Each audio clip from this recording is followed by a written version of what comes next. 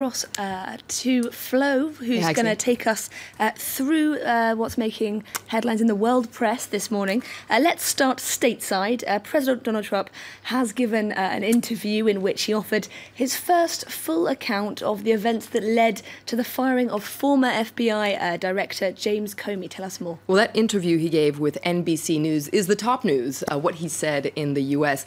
Let's start with the Wall Street Journal, which is picking up on Trump's comments. Trump told NBC News he was planning to fire Comey regardless of any advice or recommendation from the Justice Department. Essentially, he said Comey was a showboat. Those are his words.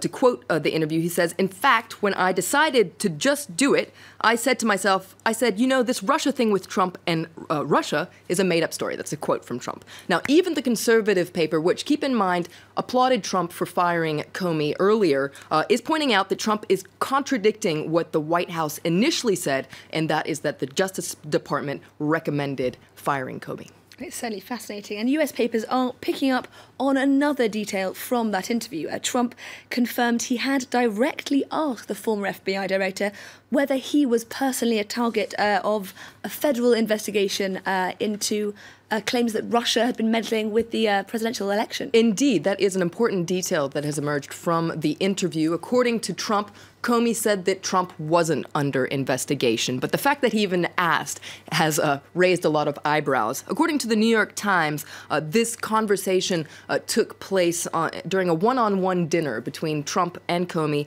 7 days after Trump was sworn in. Now, the president and Comey have provided very different details about what happened during that dinner. This is not the article I'm talking about. We'll get to that one in a second. But another article in the New York Times talks about the fact that Comey says that Trump asked him for his loyalty. And according to Comey, he declined to give him that loyalty. Instead, he said he would always be honest with Donald Trump. And Comey now believes that conversation might have been what led to his firing.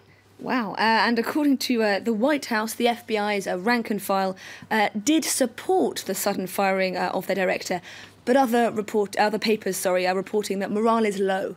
There's a very interesting article in The Independent today that says that dozens of FBI agents have changed their Facebook profile photos to show photos of James Comey. And this is a gesture that's normally reserved for slain colleagues. So morale is quite low.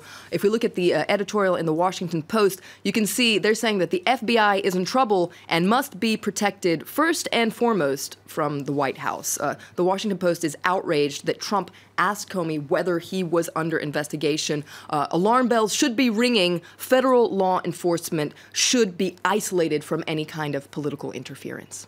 Meanwhile, the news that acting director of the FBI, Director of the FBI has said that Comey's firing hasn't derailed the agency's investigation into possible collusion between Russia and the Trump campaign. And that's very good news, according to that article in the New York Times that you got a sneak peek at. That was the editorial, in fact, of the New York Times that takes a look at the links between Trump and Russia, the nexus, as it calls it. And there are many links. First of all, if you look at family business deals, Trump family business deals in Russia, and then you have all sorts of conversations between Trump officials and Russian officials. Of course, we talked a lot about the former National Security Advisor Michael Flynn. You also have the Attorney General Jeff Sessions and conversations they had with Russian officials, particularly the Russian ambassador to Washington, Sergei Kislyak.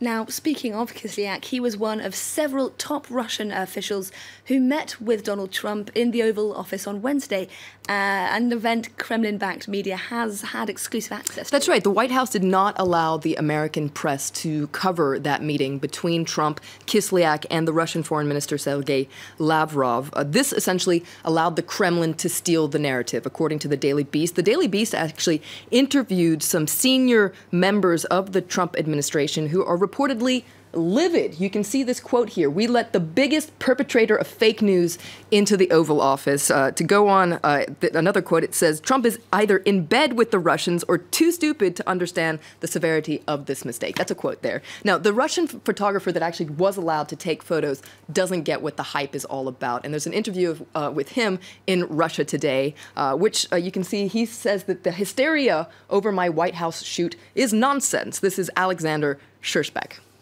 Now, keeping on the topic of photos, Zimbabwean President Robert Mugabe was caught with his eyes closed at a conference. It's happened to him quite a lot recently, and it's actually raised some questions about his health. Now, officials in Zimbabwe say he's not power napping.